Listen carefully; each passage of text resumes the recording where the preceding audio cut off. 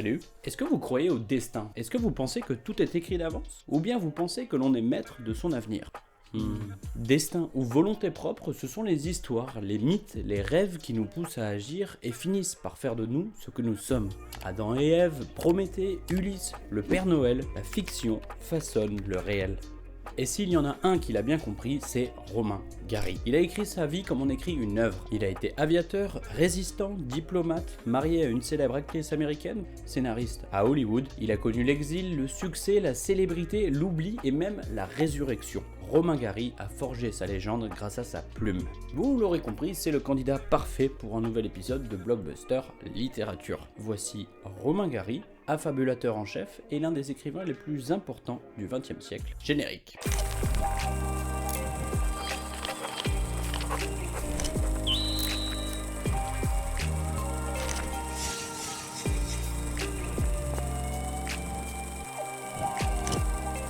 Romain Gary est né à Moscou en 1914. Problème, Romain Gary ne s'appelle pas Romain Gary et il n'est pas né à Moscou. Ça commence bien. Oui, parce que Romain Gary, c'est d'abord un mytho formidable. En réalité, il s'appelle Roman Katsev. Il est né le 21 mai 1914 à Vilna, en Russie, et non pas à Moscou comme il le prétendra toute sa vie. Pour l'excuser, la ville où il est né se situe à la frontière russo-polonaise et va changer 8 fois de pays et de nom en 5 ans. Aujourd'hui, elle s'appelle Vilnius et elle se trouve en Lituanie. Et c'est peut-être une des premières explications aux multiples identités que Romain Gary va adopter toute sa vie. Son père est un petit commerçant issu de la communauté juive de Vilna. Romain Gary n'en parlera jamais ou presque. Celle qui importe dans notre histoire, c'est sa mère. Elle s'appelle Mina et c'est le personnage central dans la vie de Gary. C'est une ancienne actrice russe, ou du moins c'est ce qu'elle raconte. Elle est passionnée, exubérante, intransigeante. Il ne lui manque que le succès. Naître en 1914 à la frontière entre la Pologne et la Russie, c'est la promesse de connaître quelques galères. Les bouleversements s'enchaînent rapidement après la naissance de Roman. La Première Guerre mondiale éclate avant même qu'il ne sache marcher. Son père est donc mobilisé dans l'armée russe et les malheurs ne s'arrêtent pas là. Le tsar qui dirige le pays fait voter des lois anti-juives. Roman et sa mère sont donc forcés d'émigrer en Russie dans une zone réservée aux juifs. C'est leur premier exil et pas le dernier.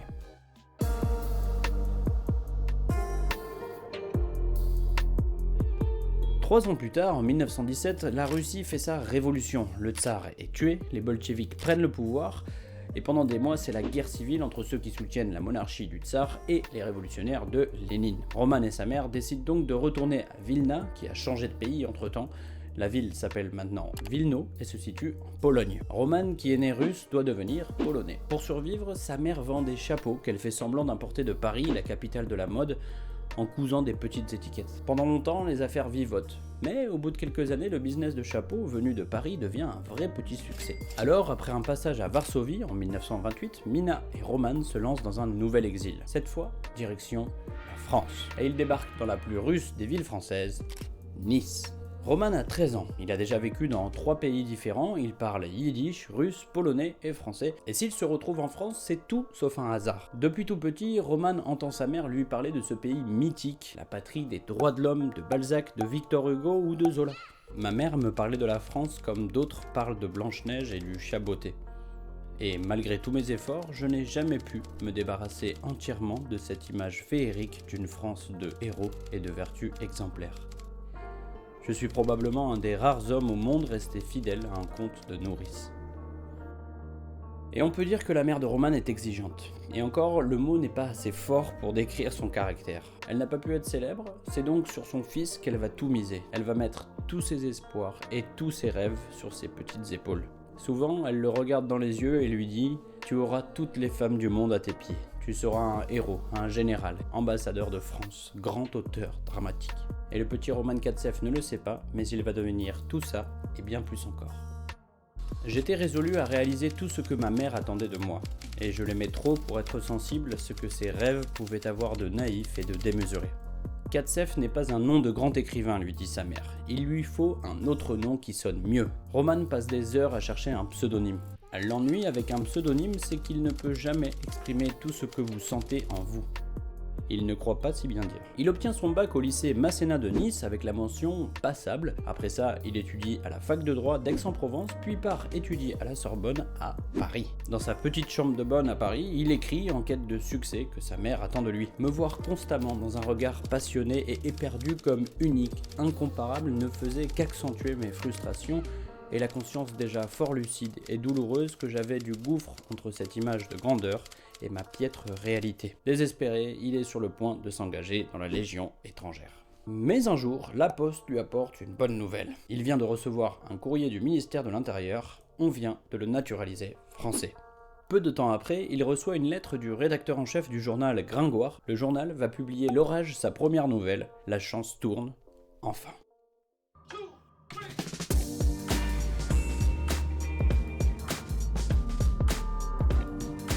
En 1935, il s'engage dans l'armée de l'air. Il est envoyé faire ses classes à Saint-Cyr dans le Var. À la fin de la formation, il est le seul des 300 élèves à ne pas être affecté à une base aérienne. Pour ses supérieurs, c'est encore un Russe, un Juif naturalisé il y a 3 ans à peine. Bref, ce n'est pas un vrai Français. L'époque n'est pas vraiment la tolérance. En Allemagne, un petit homme moustachu a pris le pouvoir et menace la paix en Europe. L'antisémitisme et la xénophobie sont au top partout sur le continent, y compris en France. La milice vous rend service. La patrie des droits de l'homme de Victor Hugo et de Balzac que sa mère lui vante depuis qu'il est tout petit vient de lui mettre sa première gifle. Il m'a paru enfin que les Français n'étaient pas une race à part, qu'ils ne m'étaient pas supérieurs, qu'ils pouvaient eux aussi être bêtes et ridicules. Bref, que nous étions frères, incontestablement. Après avoir protesté, il parvient finalement à être affecté à la base de Salon de Provence en 1938. Pendant une permission, il se rend à Nice où il trouve sa mère malade, exténuée par un diabète qui s'aggrave. Le 1er septembre 1939, Roman est sur une base aérienne à Bordeaux. Ses gentils petits camarades l'ont assigné à l'inspection des toilettes. Et c'est là qu'il apprend que l'Allemagne vient d'envahir la Pologne. La Seconde Guerre mondiale vient de débuter. C'est dans les grandes occasions que se révèlent les grands hommes. Dans ce domaine, Romain Gary, qui s'appelle encore Roman Katsev, va se surpasser. Il est enfin prêt à prendre les armes, à se battre pour ce pays qu'il aime tant, à vaincre des nazis. Sauf que les choses ne se passent pas exactement comme ça. La France se fait laminer en quelques semaines par l'Allemagne. C'est la débâcle, et Roman n'a même pas pu combattre. Le 22 juin 1940, toute l'escadrille de Roman écoute la radio. Le maréchal Pétain annonce l'armistice et la création de l'État de Vichy. L'État français va collaborer avec l'occupant allemand et fait même voter des lois anti-juives. Pour Roman Katsev, plus français que français, la défaite est inacceptable. Et c'est à ce moment-là qu'un certain Charles de Gaulle a lancé un appel à continuer le combat depuis Londres. La décision de Roman est prise, il décide de déserter pour rejoindre ce général un peu fou en Angleterre. Juste avant d'embarquer, un officier se dirige vers Roman en courant, un coup de téléphone pour lui. Sa mère est parvenue par on ne sait quel miracle à le joindre et veut absolument lui parler, là, maintenant, tout de suite. Roman demande à ses camarades de faire un tour d'essai avec l'avion et de passer le prendre juste après son coup de fil. Au moment où il se saisit du téléphone, il voit l'avion dans lequel il devait embarquer exploser sans raison. Sa mère vient de lui sauver la vie. À peine remis de cette explosion, Roman décide de voler un autre avion avec 2 autres camarades. Ils parviennent à s'envoler pour Alger où ils atterrissent par miracle, le réservoir vide. Et Roman n'est pas sorti de la mouise. C'est un déserteur, il risque sa peau chaque minute où il est dehors. Il décide donc rapidement de traverser la frontière avec le Maroc, puis trouve le moyen de se rendre à Casablanca, où il parvient finalement à embarquer sur un paquebot en direction de l'Angleterre. Et dès son arrivée, son intention est claire, il veut combattre. Alors il s'engage dans les forces aériennes françaises libres. Là, pour la première fois, on ne lui demande pas d'où il vient. Ça fait plaisir. On lui donne un uniforme et on l'envoie directement au Moyen-Orient. Ça fait pas plaisir. Il devient navigateur ou copilote de bombardier si vous voulez. Il prend part à des combats en Libye, en Abyssinie, puis en Syrie. Ou plutôt, il tente de combattre. Il le dit lui-même. Chaque fois qu'il grimpe dans un avion, il lui arrive une couille. Et puis, pour ajouter à ça, il attrape le typhus. Il reste 6 mois dans un lit d'hôpital avec un abcès à la langue, une hémorragie interne. Clairement, pour les médecins, il est foutu. Pour vous dire à quel point la situation était désespérée, on lui a apporté un cercueil dans sa chambre d'hôpital et même un curé pour prononcer les derniers sacrements. Mais il n'a pas encore écrit le livre qu'il a promis à sa mère. Alors, il tient le coup. Il se repose 6 mois supplémentaires et est renvoyé rejoindre son escadrille en Angleterre. Cette fois, il est bien décidé à marquer l'histoire. Le jour, il embarque dans des avions qui bombardent la France occupée. La nuit, il écrit à toute vitesse le roman qu'il a promis à sa mère. Chaque jour, il ne sait pas s'il en sortira vivant. Alors il écrit, le plus vite possible sans s'arrêter. Éducation européenne, son premier roman, sort en 1944 en pleine Seconde Guerre mondiale. Sur la couverture, il a enfin trouvé un pseudonyme à sa hauteur. Pour le prénom, il a simplement francisé Roman, qui devient Romain. Pour le nom, ça sera Gary. Ça veut dire brûle, à l'impératif en russe. Le mythe Romain Gary est né. Ce premier roman raconte la résistance de partisans polonais contre l'occupant allemand au moment de la bataille de Stalingrad qui va décider de l'issue de la Seconde Guerre mondiale. Avec une intuition folle, Romain Gary parvient à raconter la lutte contre le nazisme et à travers elle à faire le récit de la résistance universelle. Il est lucide sur les maigres chances de parvenir à la victoire, mais il a la conviction qu'il faut s'attacher à l'espoir. Gary se définit comme un idéaliste pessimiste. Nous sommes des êtres contradictoires et Romain Gary l'a bien compris. Son livre est à peine imprimé que le pire arrive. Le 25 juin 1944, il est chargé d'un énième bombardement sur les positions allemandes en France. L'avion dans lequel il se trouve est touché par des mitrailleuses. Le pilote est blessé au visage. Romain, lui, est blessé au ventre et au dos. Son pilote est quasiment aveugle, mais l'avion vole toujours. Alors, ils décident de poursuivre la mission et de larguer les bombes sur leur cible, puis de rentrer comme ils peuvent. Romain Gary guide son pilote à la voie. Je crois que c'est la première fois dans l'histoire de la RAF qu'un pilote aux 3/4 aveugle parvient à ramener son appareil au terrain. Le compte-rendu de la RAF indiquait seulement que pendant l'atterrissage, le pilote était parvenu à desserrer d'une main les paupières malgré les éclats dont elle était criblée. Après cet exploit, il est nommé compagnon de la Libération, la plus haute médaille remise par le général de Gaulle. À lui la gloire, le triomphe tant attendu. Pas exactement. Un jour de 1944, il reçoit un télégramme. Sa mère est morte. Son soutien inconditionnel, son mentor, son guide n'est plus. Et Romain est orphelin. Il n'est pas bon d'être aimé si jeune, si tôt. Ça vous donne de mauvaises habitudes.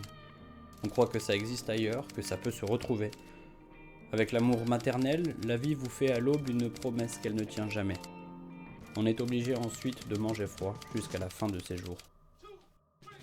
Sa mère est morte, son père aussi, il vient de l'apprendre. Resté en Pologne, il a été gazé par les nazis dans un camp de concentration. Tous ses amis pilotes ont été tués un à un. L'Europe est en ruine, il est seul, il ne lui reste que la littérature, il va s'y consacrer corps et âme.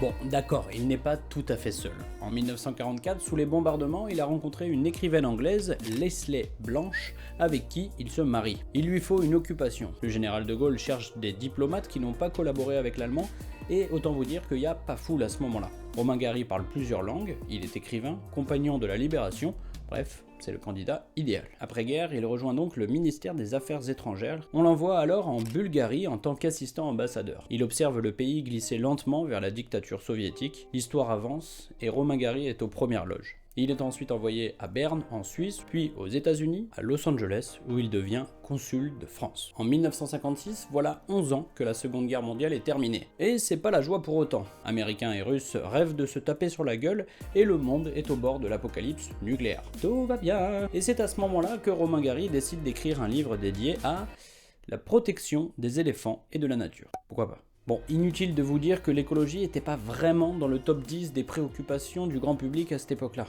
Le roman s'appelle Les Racines du ciel et c'est un chef-d'œuvre. L'histoire nous raconte le combat de Morel, un ancien résistant rescapé d'un camp de concentration devenu défenseur acharné des éléphants au Tchad, au moment où la colonisation française touche à sa fin. On considère que c'est un des premiers romans dédiés à l'écologie. Il faut dire que c'est un roman profondément en avance sur son temps. C'est tellement en avance que lire certaines lignes aujourd'hui, presque 70 ans après sa sortie, alors qu'on est en pleine urgence climatique, ça fait tout drôle. Comment pouvons-nous parler de progrès alors que nous détruisons encore autour de nous les plus belles et les plus nobles manifestations de la vie ? Est-ce que nous ne sommes vraiment plus capables de respecter la nature, la liberté vivante sans aucun rendement, sans autre objet que de se laisser entrevoir de temps en temps ? Alors, pourquoi les éléphants ? Pour lui, ce sont les plus beaux représentants de cette nature qu'il appelle à protéger. Au-delà de ça, pour lui, les éléphants sont le symbole de la dignité humaine. En 1956, le roman remporte le prix Goncourt. Pour un écrivain, c'est un peu l'équivalent de l'Oscar du meilleur film. Bref, c'est la consécration. Cela fait 30 ans que sa mère a lancé cette prophétie dans un immeuble miteux de Villeneuve. Tu seras un héros, un général, ambassadeur de France, grand auteur dramatique. Il est un écrivain célèbre, un consul général de France, il est compagnon de la Libération et détenteur de la Légion d'honneur. Vous croyez toujours au destin ? Nous ne sommes que l'accomplissement du rêve de ceux qui nous précèdent. En 1960, il écrit son plus grand chef-d'œuvre, La promesse de l'aube. Et c'est sans doute son plus beau livre. C'est le roman qu'il a promis à sa mère et sa façon de lui rendre hommage. C'est une autobiographie prétendument réelle. C'est ce qu'on appellerait aujourd'hui un roman d'autofiction. Vous devez lire ce livre. Pour moi, c'est le roman idéal. Il y a de l'aventure, des rebondissements, une histoire incroyable et c'est raconté avec une langue tellement agréable à lire, c'est beau, je vous jure, voilà, il n'y a pas d'autre mot, c'est beau. Si vous devez donner une seule chance à un de ces livres, choisissez celui-là. Tiens, voilà un dernier extrait pour le plaisir. L'âge d'homme venu, je passais mon temps à livrer à la réalité un combat homérique et désespéré pour redresser le monde et le faire coïncider avec le rêve naïf qui habitait celle que j'aimais si tendrement. Dans ce livre, Romain Gary écrit son mythe. Il a compris que les légendes comptent plus que la vérité, il va s'appliquer à fabriquer la sienne.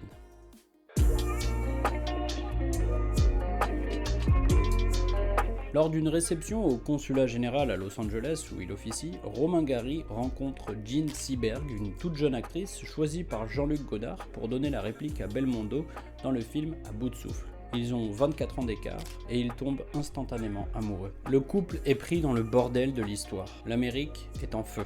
Partout, les manifestations des Noirs américains sont réprimées dans la violence et le sang. Gary écrit alors Chien blanc, un livre poignant et polémique qui nous raconte l'histoire d'un berger allemand dressé pour attaquer les Noirs. Le roman raconte la tentative désespérée de Romain Gary et de sa femme pour rééduquer ce chien raciste. Et à travers cette rééducation, Romain Gary raconte l'espoir d'une réconciliation entre les Blancs et les Noirs dans cette Amérique au bord de la guerre civile en cette année 1968. C'est un témoignage privilégié sur un pays plongé dans une folie collective faite de violence, de paranoïa, de surveillance et de coups bas. C'est un livre au cœur de son époque, comme un cri du cœur contre un monde devenu fou que Gary ne comprend plus. Pour s'éloigner de cette atmosphère, Romain Gary veut s'installer à Paris. Leur couple bat de l'aile. C'est à ce moment-là que Romain Gary apprend que Jean Seberg le trompe avec Clint Eastwood pendant le tournage de la Kermesse de l'Ouest. Il ne réfléchit pas. Il prend l'avion et provoque l'acteur en duel au revolver. Mais comme je l'ai déjà raconté, le cow-boy le plus célèbre de l'histoire du cinéma se défile.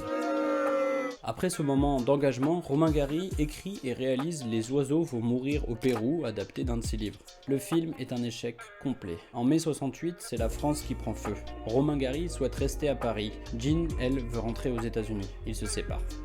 Ensuite, c'est la déprime. Gary vieillit et la critique ne l'épargne pas. Ses livres ne se vendent plus aussi bien qu'avant, c'est devenu le témoin d'une époque oubliée, un vieux résistant, un écrivain gaulliste. Et après 1968, c'est un peu comme si on vous traitait d'écrivain macroniste pendant la crise des Gilets jaunes, si vous voulez. Bref, Romain Gary est devenu has-been. Il est temps pour lui de se réinventer.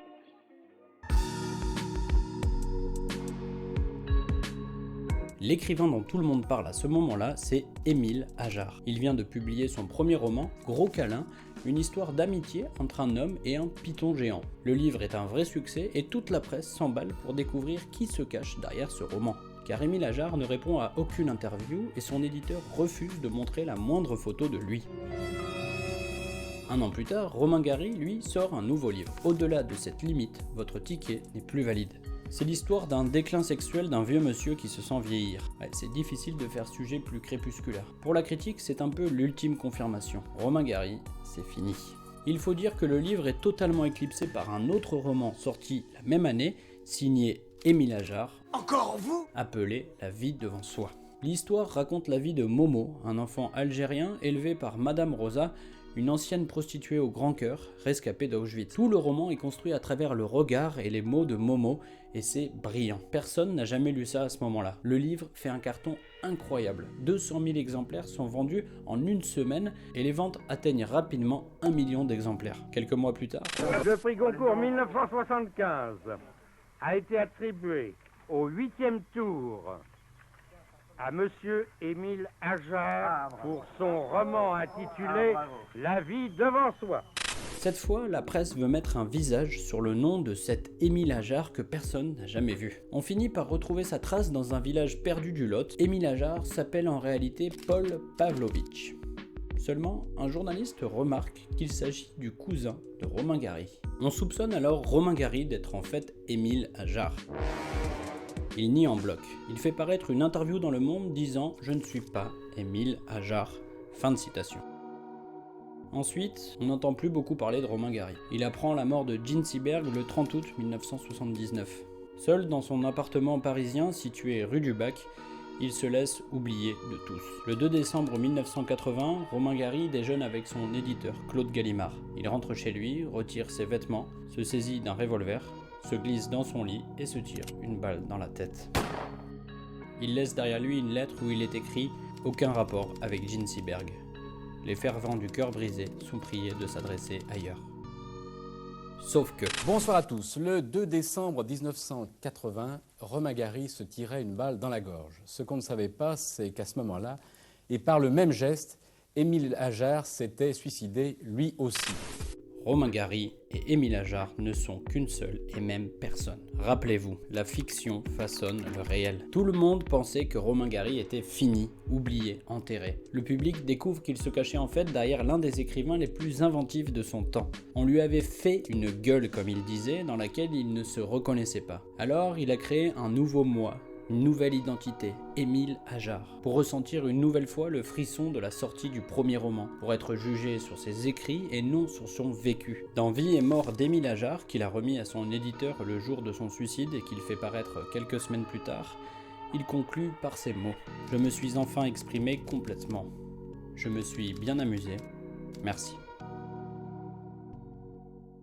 Alors, que reste-t-il de Romain Gary aujourd'hui? Après sa mort et le twist final révélant qu'il se cachait en fait derrière Émile Ajar, son œuvre a été complètement redécouverte. Et 40 ans après, je ne peux que vous recommander de découvrir Romain Gary. Pour préparer cet épisode, je me suis replongé dans ses bouquins et ça a été un bonheur de découvrir ou de redécouvrir certains de ses livres. C'est de la grande littérature et pas au sens prétentieux du terme. Franchement, c'est le genre d'auteur idéal pour s'essayer ou se réessayer à la lecture. Sur la forme, il a écrit des livres très différents mais des livres très modernes qui se lisent très bien aujourd'hui. Et si vous voulez vous mettre à lire Gary, franchement, il y a l'embarras du choix. Le mec a écrit 40 bouquins. Il a fait que ça. Il écrivait jusqu'à 10 heures par jour. Alors je les ai pas tous lus, je vous rassure, et je vous en ai cité que quelques-uns, mais il y avait aussi Lady L, Claire de Femme, Europa, Les Enchanteurs, La Danse de Gengis Khan, Adieu Gary Cooper, ou encore Les Cerfs-Volants. Depuis longtemps, le cinéma s'est intéressé à son œuvre.